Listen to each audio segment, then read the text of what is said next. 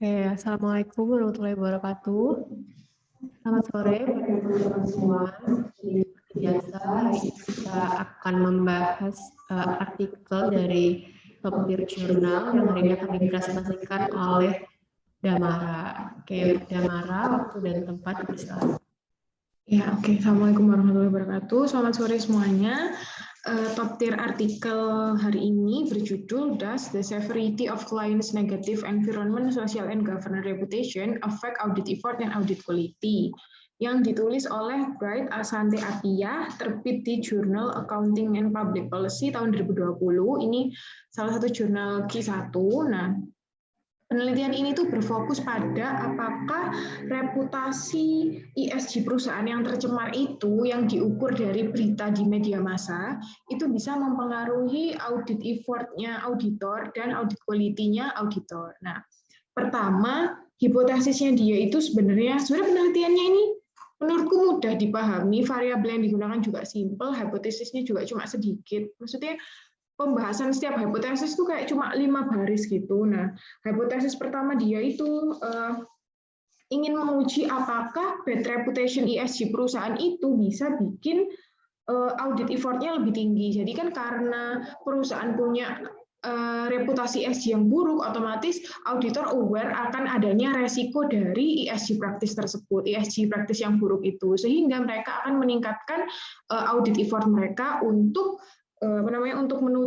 untuk bisa dengan maksimal menilai si ESG reputation yang buruk ini. Nah, audit effort mereka itu dalam penelitian ini itu diukur sama audit report lag ternyata, yang mana variabelnya itu juga yang kita gunakan biasanya, yaitu gap antara tahun dikeluarkannya tahun di TTD laporan auditnya sama batas maksimal batas maksimal laporan audit diterbitkan. Nah, dari hipotesis yang pertama itu,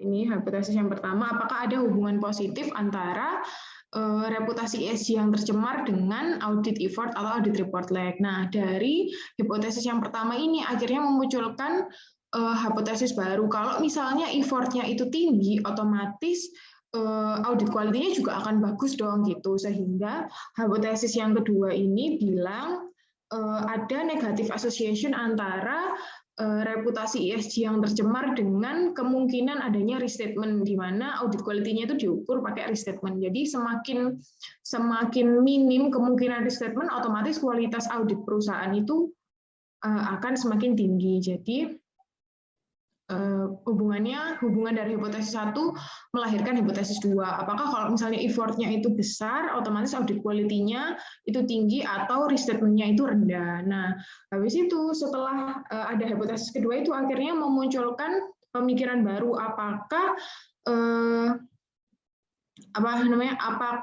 hubungan antara reputasi ESG yang tercemar itu berhubungan dengan ESG conditional pada audit effort. Jadi kalau misalnya audit effortnya tinggi, ya otomatis audit quality-nya tinggi dan restatement-nya rendah. Tapi kalau misalnya audit effortnya sedikit, ya otomatis audit quality-nya juga rendah dan restatement-nya tinggi kayak gitu. Itu hipotesis 2B-nya. Nah, ini sampel penelitiannya ini pakai sampel data di Amerika. Kalau di Amerika tuh kayaknya punya database RepRisk ini yang biasa digunakan sama Big Four juga, itu untuk lihat tentang ESG, tainted ESG reputation-nya perusahaan gitu. Sampel penelitiannya dari tahun 2007 sampai 2014. Penelitian ini juga exclude financial firm sama missing data. Nah, ini alasan kenapa dia exclude financial firm sama missing data, mungkin bisa kita tiru untuk bisa kita adaptasi untuk penelitian kita. Nanti bisa dibaca di bagian sampel ini. Terus tainted reputation data ini ya, di sini mereka pakai data dari RepRisk, jadi kayak datanya itu sudah tersedia gitu loh, karena di Amerika itu nggak punya kebijakan yang mewajibkan perusahaan untuk mendisclose tentang ESG mereka, beda sama di Indonesia yang mana kita memang sudah diwajibkan kan untuk CSR itu. Nah, sedangkan kok di US ini ternyata nggak ada regulasinya, sehingga penelitian-penelitian itu tertarik untuk mengukur reputasi pakai media. Karena karena nggak ada regulasi itu, setiap berita yang muncul itu akan membuat market itu bereaksi. Jadi kalau misalnya ada media yang memberitakan perusahaan A itu ESG-nya buruk atau melakukan sesuatu hal yang tone-nya negatif terkait ESG, otomatis market itu akan bereaksi negatif juga. Gitu. Di penelitian ini mengukur ESG reputation-nya pakai berita di media. Kalau misalnya kita kan karena udah regulated harusnya di-disclose, ya kita bisa neliti pakai ESG disclosure dari sustainability reporting mereka. Terus, ya ini untuk karena dia ada dua hipotesis, ya hipotesis 1 sama hipotesis 2, tapi duanya AB, itu setiap hipotesis dia punya model. Nah, untuk model yang pertama itu kan mau menguji apakah reputasi ESG yang tercemar itu akan berhubungan positif dengan audit report lag. Nah, itu dia pakai beberapa kontrol juga yang sudah terbukti berhubungan dengan variabel audit report lag, dan juga pakai industry and year phase effect. Kemudian untuk variabel hipotesis yang kedua, mereka restatement-nya itu pakai dua variabel, ada restatement sama restatement core itu, dan di sini variabel kontrolnya itu juga beda dengan yang digunakan oleh audit report lag. Jadi masing-masing dependent itu punya model sendiri dan punya variabel kontrol yang spesifik sama dependent tersebut. Terus penelitian ini itu spesifik pakai penelitian terdahulu, variabel penelitian terdahulu yang hubungannya itu konsisten. Jadi misalnya ada variabel kontrol yang hubungannya itu mixed finding, dia bisa positif, bisa negatif, itu nggak digunakan dalam penelitian ini. Gitu. Jadi penelitian ini itu tidak menerapkan tidak menerapkan hasil yang ya bisa positif negatif enggak, tapi mereka dengan jelas punya arah mau hubungannya positif atau negatif, even di variabel kontrolnya. Next, lanjut ke hasil. Di pengujiannya dan hasil, mereka menguji descriptive statistik, Pearson correlation, regresi OLS, logistik, sama mereka juga menguji two-step regression, bukan Heckman ya, tapi two-step. Nah, di descriptive statistiknya itu kalau kita lihat di tabelnya, ini cukup banyak ya tabelnya. Ternyata mereka itu juga pakai first quartile sama mereka juga pakai kuartil. Nah, ini sebenarnya aku agak masih minim pengetahuan kenapa kok tabel deskriptif statistik itu ada kuartil, itu untuk mendeskripsikan apa. Karena biasanya kan kita pakai cuma mean, median gitu kan. Terus Pearson correlation-nya ya dia cuma bilang itu univariate analysis untuk menunjukkan arah hubungan, dan kebetulan hasil hubungan di Pearson correlation-nya itu sama kayak yang diajukan di hipotesis. Jadi mendukung hipotesisnya. Nah, di hasil regresinya itu semuanya membuktikan hipotesisnya, yaitu kalau misalnya audit report lag itu berhubungan positif dengan ESG reputation. Jadi reputasinya semakin buruk, ya audit reportnya otomatis longer karena mereka put so many effort untuk mengatasi resiko yang disebabkan dari si tainted reputation ini, tainted ESG reputation ini. Terus likelihood of restatement-nya itu juga sesuai dengan prediksi di hipotesis kalau ketika audit effort-nya tinggi, ketika ESG reputasi ESG-nya tercemar, audit effort-nya tinggi, otomatis auditor itu maksudnya menaruh banyak perhatian atau effort dalam proses auditingnya, dalam menetapkan ukuran resikonya, sehingga karena mereka perhatian ke laporan keuangannya, jadi mereka itu menemukan less likely adanya restatement yang menunjukkan bahwa audit quality-nya itu bagus. Gitu. Ini untuk correlation-nya yang dilihat yang tabel di pool. Terus ini untuk hasil regresinya. Tapi di sini aku punya pertanyaan, nanti entah Mas Fajar atau Mbak Nadia, di setiap tabel regresi itu dia ada intercept di paling atas. Maksud intercept itu apa gitu?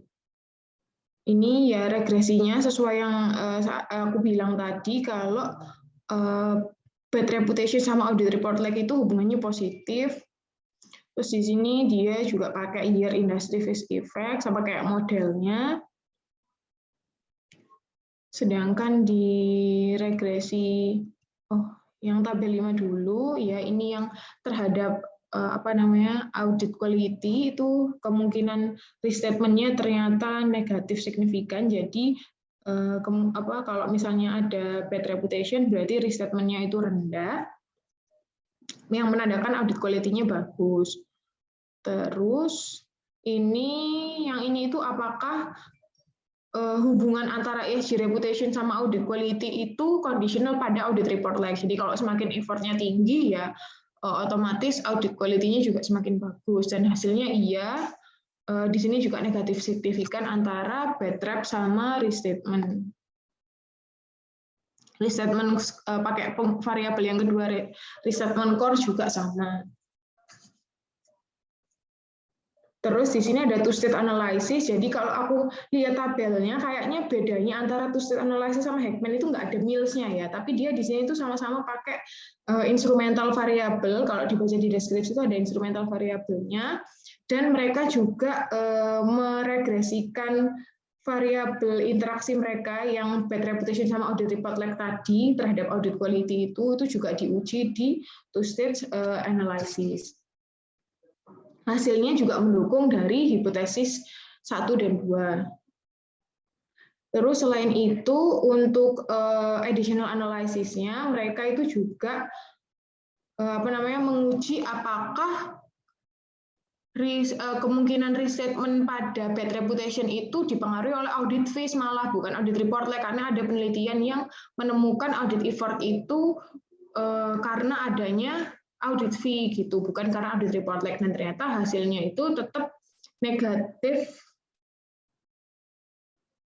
dan hasilnya itu tetap menunjukkan kalau hubungan antara restatement dengan tainted ESG reputation itu disebabkan oleh audit report like, bukan karena adanya audit fee. Jadi dia kayak menambahkan variabel kontrol audit fee di sini, ini ada audit fee. Gitu. Terus untuk robust analysis yang kedua, additional analysis yang kedua, mereka itu juga melakukan pengujian dengan 2 tahun dan 3 tahun berikutnya. Jadi kayak T+2 dan T+3 di sini. Kolom satunya T2, ini T3 yang menunjukkan kalau misalnya tahun ini perusahaan itu punya bad reputation, maka audit report like-nya di tahun kedua dan di tahun ketiga itu juga akan longer gitu. Jadi di sini hasilnya positif signifikan. Terus mereka juga nguji yang sama untuk tahun kedua dan tahun ketiga dengan hubungan pada audit quality. Di sini bisa dilihat audit quality-nya juga atau restatement-nya itu negatif signifikan juga. Terus ini regresinya juga tetap diuji di T2 dan T3. Ini conditional on future audit like. Jadi hasilnya itu sama kayak hipotesisnya, tapi berlaku untuk di next 2 and 3 years gitu. Setelah itu mereka juga melakukan additional analysis di ESG komponennya. Jadi kayak masing-masing ESG-nya gitu. Kalau dari tabelnya ini ada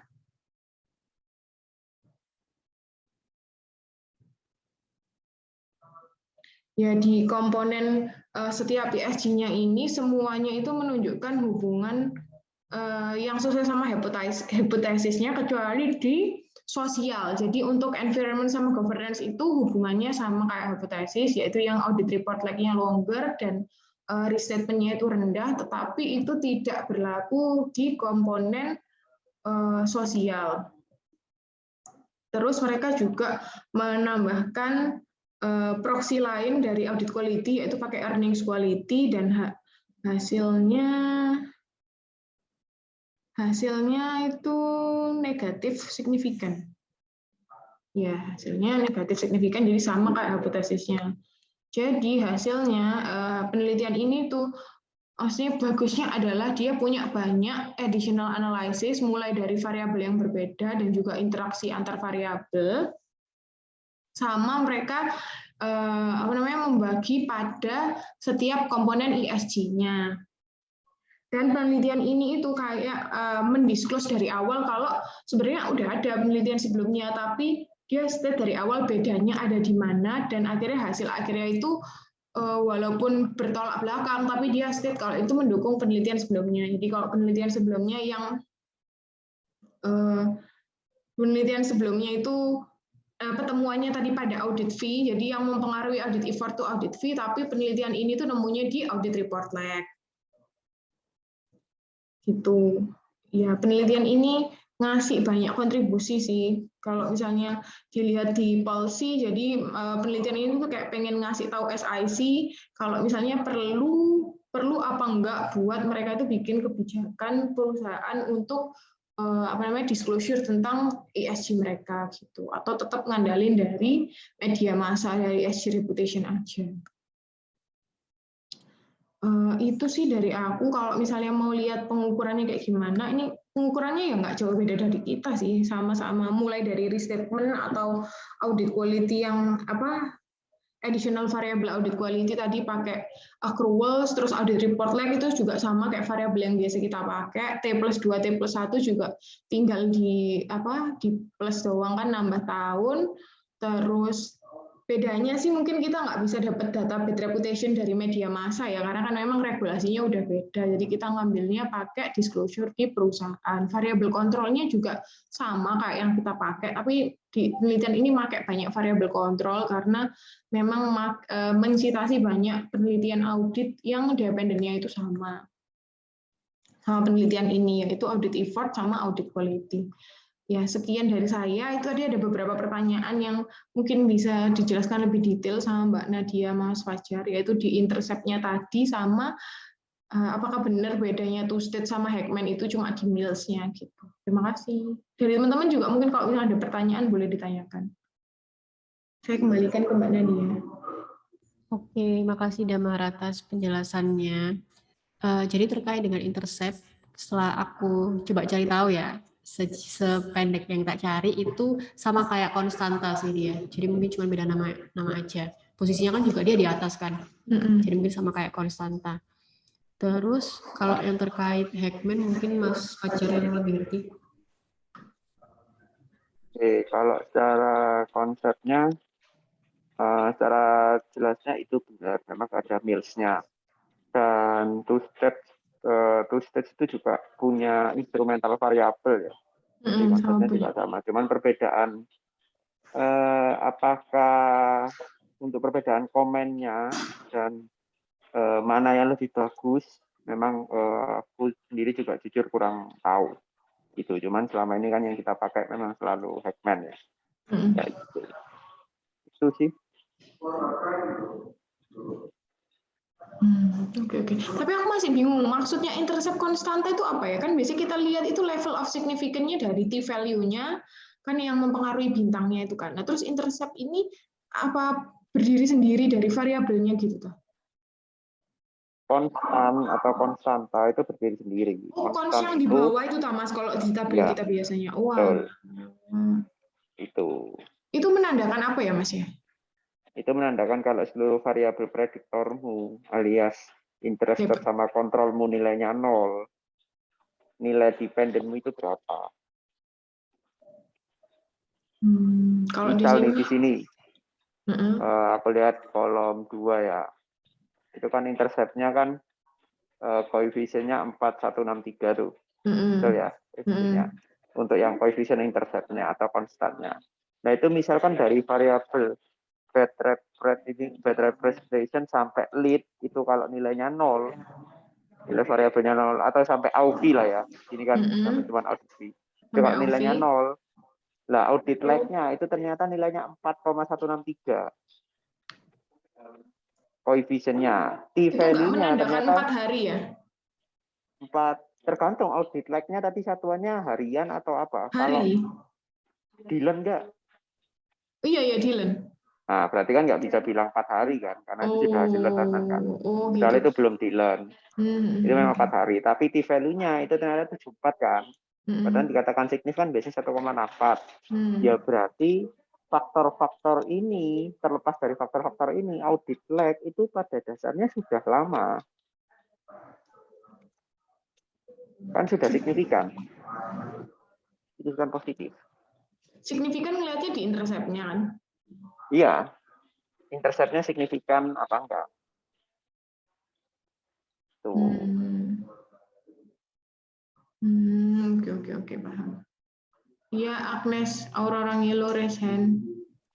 Iya, mau tanya nanggepi yang Mas Jack tadi. Maksudnya berarti tadi kan Mas Jack bilang kalau intercept itu sama cons. Nah, tapi kenapa kok di tabelnya kita kok nggak pernah lihat dari cons-nya itu ya, Mas ya? Pernah lihat maksudnya? Karena kita nggak pernah analisis itu. Nggak pernah nginterpretasiin cons lah maksudnya. Oh, iya. Karena memang kalau dilihat apakah paper-paper pernah menginterpretasikan intercept atau cons, ya jarang. Nah, ini berarti kenapa kok ditaruh di atas? Berarti kalau sebenarnya ini cuma sebenarnya sama aja sama cons, cuma bedanya ini ditaruh di atas. Betul.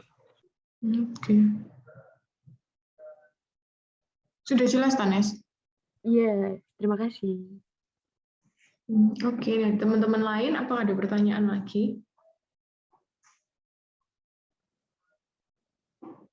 Ya, tapi ini kalau misalnya mau nguji ESG disclosure ke audit effort sama audit quality kayaknya masih harus baca literatur-literatur ya. Apakah sebelumnya udah ada di Indonesia gitu? Takutnya udah ada. Iya, di Adip Minanur, silakan. Iya, lho Mbak, ingin tanya, sebenarnya cerita dari penelitian ini tuh ada yang melandasi maksudnya kayak landasan teorinya yang melandasi ini nggak sih? Maksudnya kayak latar belakangnya kenapa kok dia bisa tiba-tiba masuk ke tainted ESG reputation itu ya? Nah itu ada ini nggak cerita backgroundnya gitu? Kira secara singkat kayak gimana?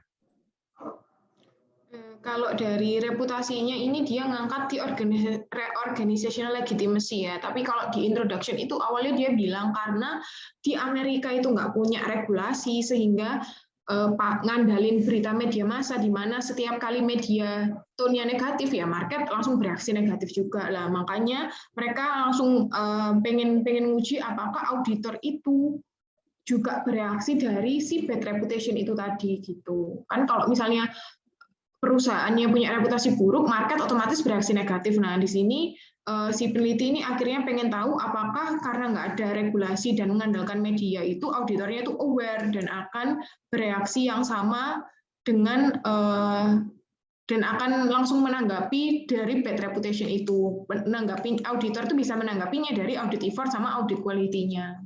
Gitu sih kalau dari introduction yang melatar belakangi penelitian ini. Oh, berarti kalau di Indo ini tuh kurang kuat ya background-nya. Misalnya kayak Indo kan udah ada regulasinya. Benar. Di sini tuh highlight-nya United States tuh has no policy. Oke. Tentang ESG disclosure.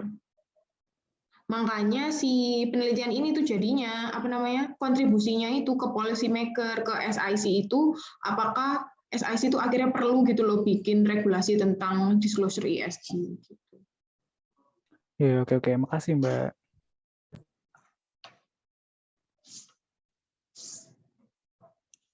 Thank you, Adip. Gimana teman-teman yang lain? Iya, Suham. Mau tanya, Mbak, untuk landasan teori dari penelitian audit itu kira-kira yang spesifik itu apa, Mbak ya? Karena kan sejauh pengetahuan suami itu belum ada landasan teori yang spesifik membicarakan masalah audit gitu. Benar. Di kelas sama Pak Dame juga Pak Dame bilang nggak ada teori spesifik yang mendasari penelitian audit.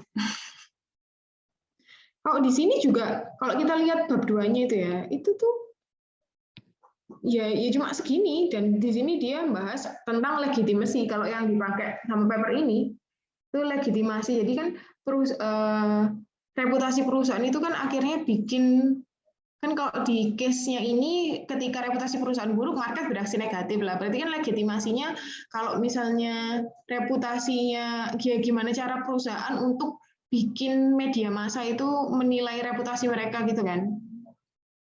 Makanya penelitian ini tuh pakai legitimasi teori. Tapi maksudnya nggak ada teori yang spesifik untuk bahas penelitian auditing.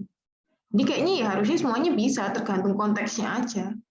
Konteks isu yang dibahas, karena ini pakai konteksnya reputasi, makanya penelitian ini pakai legitimasi. Gitu, Han. Iya, mungkin sama kayak tata kelola juga tuh juga nggak spesifik juga teori yang digunakan. Oke, Mbak, terima kasih. Iya.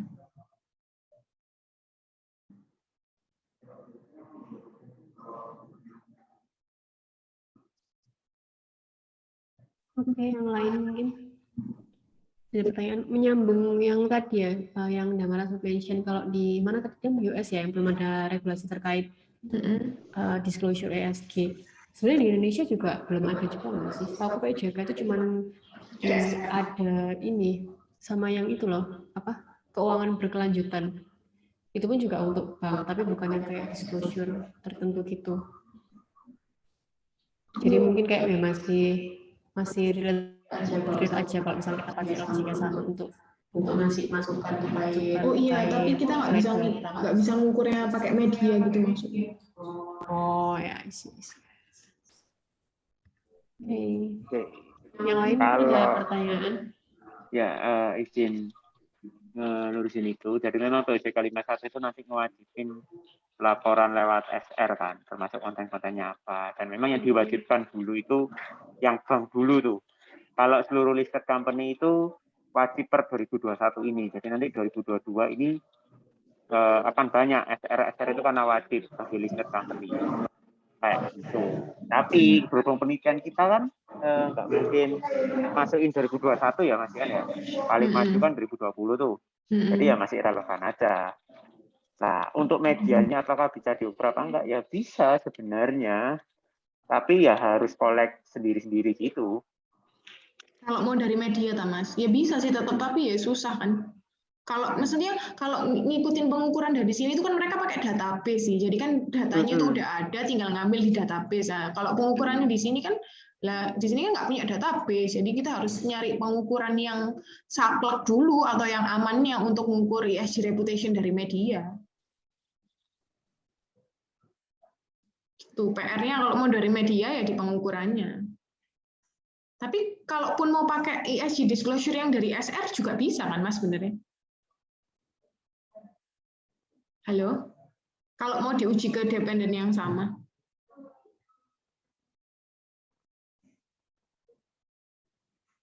Halo Mas Fajar. Iya ya, masih bisa sih kalau misalkan mau dibikin kayak gitu ya. Maksudnya kalau isunya terkait dengan pengukuran, kan kita juga nggak mungkin kalau tiba-tiba munculin pengukuran tertentu yang ngarang banget nggak ada base-nya gitu. Oke. Mungkin cukup.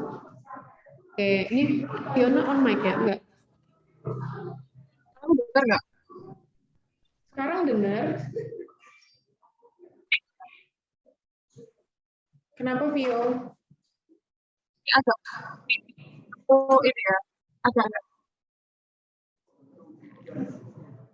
Ya, jadi yang aku mau masukkan, kalau misalkan kita mau kan exposure, ESG reputation, kita juga harus memperhatikan, kan ini pengukurannya menggunakan media, ya. Jadi dari berita-berita. Nah, kita harus juga, berita mana yang paling kredibel CPR. Search beritanya tapi ya. Search. Oh ya. Artikel. Benar-benar. Mantap. Sudahkah Vio? Halo, kamu agak putus-putus soalnya Beb. Ya, Mbak. Oke, thank you masukannya Vio. Gitu ya teman-teman, kalau misalnya kita mau neliti pakai exposure media, maka kita harus punya pengukuran media massa mana yang kredibel. Oke, terima kasih atas pertanyaan dan juga masukannya. Saya kembalikan ke Mbak Nadia. Oke, untuk teman-teman sudah nggak ada pertanyaan?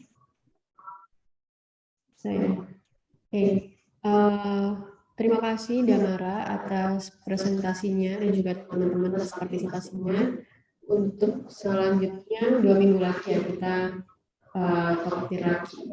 Terima kasih semuanya untuk topiknya. Aku akhiri dulu. Sekian. Assalamualaikum warahmatullahi wabarakatuh.